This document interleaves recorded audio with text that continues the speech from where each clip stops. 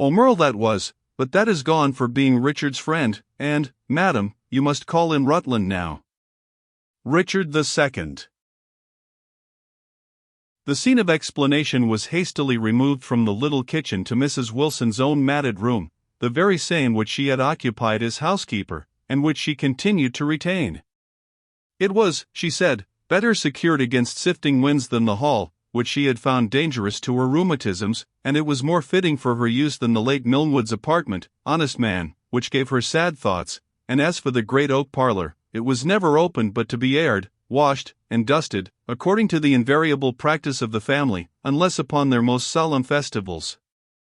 In the matted room, therefore, they were settled, surrounded by pickle pots and conserves of all kinds, which the ci devant housekeeper continued to compound, out of mere habit, although neither she herself, nor anyone else, ever partook of the comfits which she so regularly prepared.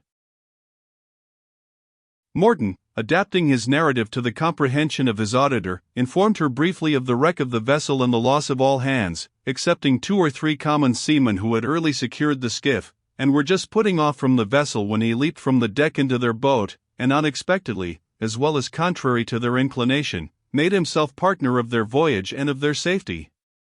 Landed at Flushing, he was fortunate enough to meet with an old officer who had been in service with his father. By his advice, he shunned going immediately to The Hague, but forwarded his letters to the court of the stadtholder. "Our prince," said the veteran, "must as yet keep terms with his father-in-law and with your King Charles, and to approach him in the character of a Scottish male content would render it imprudent for him to distinguish you by his favor. Wait, therefore, his orders, without forcing yourself on his notice, observe the strictest prudence and retirement, assume for the present a different name, shun the company of the British exiles, and, depend upon it, you will not repent your prudence." The old friend of Silas Morton argued justly. After a considerable time had elapsed, the Prince of Orange, in a progress through the United States, came to the town where Morton, impatient at his situation and the incognito which he was obliged to observe, still continued, nevertheless, to be a resident. He had an hour of private interview assigned, in which the Prince expressed himself highly pleased with his intelligence, his prudence, and the liberal view which he seemed to take of the factions of his native country, their motives and their purposes. "I would gladly," said William, "attach you to my own person, but that cannot be without giving offense in England. But I will do as much for you, as well out of respect for the sentiments you have expressed, as for the recommendations you have brought me. Here is a commission in a Swiss regiment at present in garrison in a distant province, where you will meet few or none of your countrymen. Continue to be Captain Melville, and let the name of Morton sleep till better days." "Thus began my fortune," continued Morton, "and my services have, on various occasions, been distinguished by His Royal Highness, until the moment that brought him to Britain as our political deliverer. His commands must excuse my silence to my few friends in Scotland, and I wonder not at the report of my death, considering the wreck of the vessel, and that I found no occasion to use the letters of exchange with which I was furnished by the liberality of some of them, a circumstance which must have confirmed the belief that I had perished." "But, dear Hinny," asked Mrs. Wilson, "did ye find nae Scotch body at the Prince of Oranger's court that kenned ye?" "I wot hae thought Morton o' Milnwood was kenned through the country." "I was purposely engaged in distant service," said Morton, "until a period when few, without as deep and kind a motive of interest as yours, Ailey, would have known the stripling Morton in Major General Melville." "Melville was your mother's name," said Mrs. Wilson, "but Morton sounds far bonnier in my auld lugs. And when ye tak up the lairdship, ye maun tak the auld name and designation again." "I am like to be in no haste to do either the one or the other, Ailey, for I have some reasons for the present to conceal my being alive from everyone but you, and as for the lairdship of Milnwood, it is in as good hands."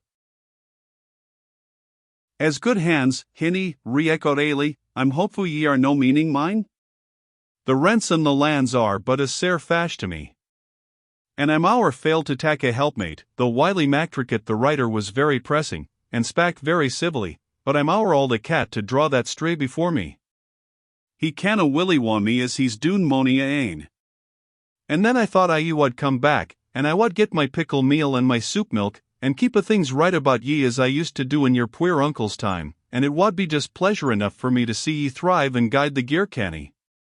Ye'll hae learned that in Holland, I as he warrant, for they're thrifty folk there, as I hear telled, but ye'll be for keeping rather a mair house than poor old Milnwood that's gave, and, indeed, I would approve o'd your eating butcher meat maybe as aften as 3 times a week. It keeps the wind out o' the stamach.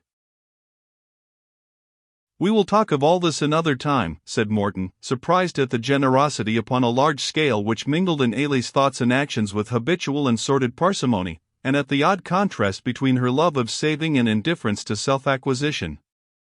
You must know, he continued, that I am in this country only for a few days on some special business of importance to the government, and therefore, Ailie, not a word of having seen me.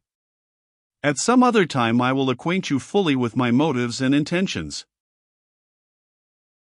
Ian be it say, my Joe, replied Ailie, I can keep a secret like my neighbours, and will auld Milnwood kend it, honest man, for he told me where he keep hid his gear, and that's what maist folk like to hae as private as possibly may be dot, but come awa wy me, hinny, till I show ye the oak parlour how grandly it's keep hid, just as if he had been expected hame every day. I loot naebody sort it but my ain hands. It was a kind o' divertisement to me, the whiles the tear won into my and I said to Missel, what needs I fash wide grates and carpets and cushions and the muckle brass candlesticks ony mair? For they'll ne'er come hame that ought it rightfully.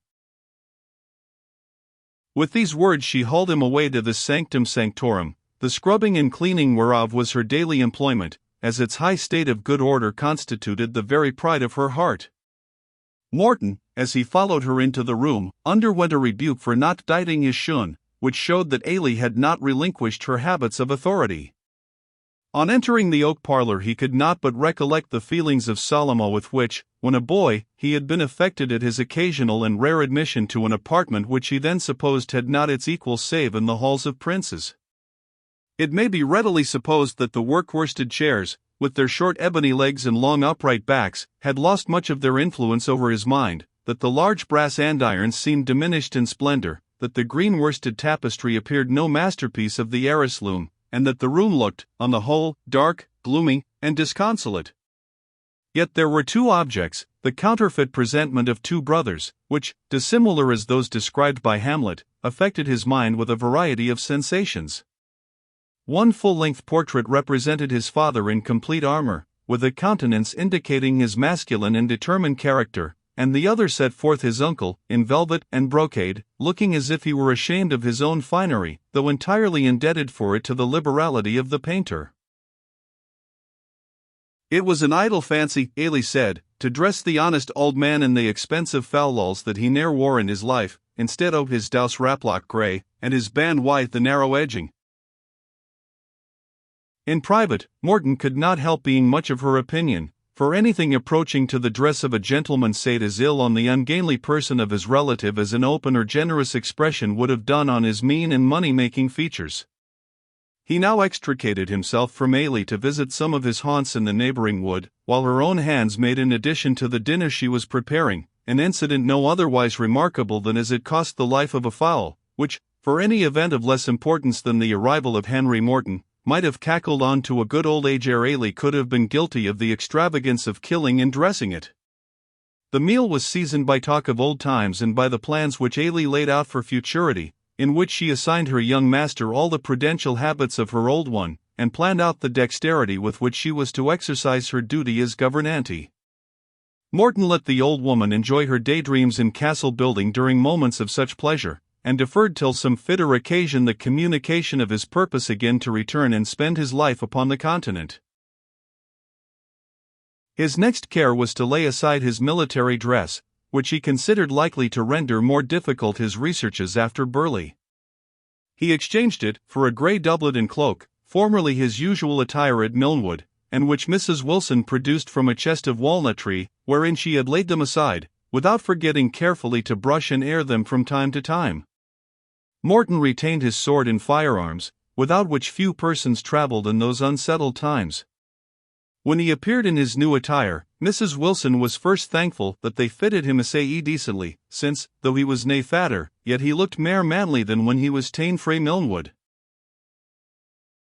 Next she enlarged on the advantage of saving old clothes to be what she called beatmasters to the new, and was far advanced in the history of a velvet cloak belonging to the late Milnwood, which had first been converted to a velvet doublet, and then into a pair of breeches, and appeared each time as good as new, when Morton interrupted her account of its transmigration to bid her good-bye.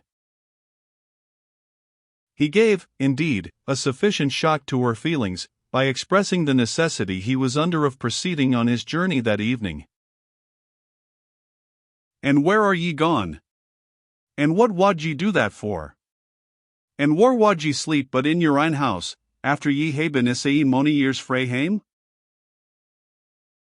"I feel all the unkindness of it, Ailie, but it must be so, and that was the reason that I attempted to conceal myself from you, as I suspected you would not let me part from you so easily." "But where are ye gone, then?" said Ailie, once more. "Saw e'er mortally in the like o' you, just to come a moment, and flee awa like an arrow out of a bow the east?" "I must go down," replied Morton, "to Neil Blaine the piper's house. He can give me a bed, I suppose?" "A bed? Aye, yes, he warrant can he," replied Ailie, "and gar ye pay will for tea into the bargain. Laddie, I dare say ye hae lost your wits in they foreign parts, to gang and gie siller for a supper and a bed, and might hae baith for naething, and thanks to ye for accepting them." "I assure you, Ailie," said Morton, desirous to silence her remonstrances, "that this is a business of great importance, in which I may be a great gainer, and cannot possibly be a loser." "I dinna see how that can be, if ye begin by gieing maybe the fecko 12 shillings Scots for your supper, but young folks are aye venturesome, and think to get siller that way. My puir auld master took a surer gate, and never parted wi' it when he had ain't gotten tea." Persevering in his desperate resolution, Morton took leave of Ailie, and mounted his horse to proceed to the little town, after exacting a solemn promise that she would conceal his return until she again saw or heard from him. "I am not very extravagant," was his natural reflection, as he trotted slowly towards the town, "but were Ailie and I to set up house together, as she proposes, I think my profusion would break the good old creature's heart before a week were out."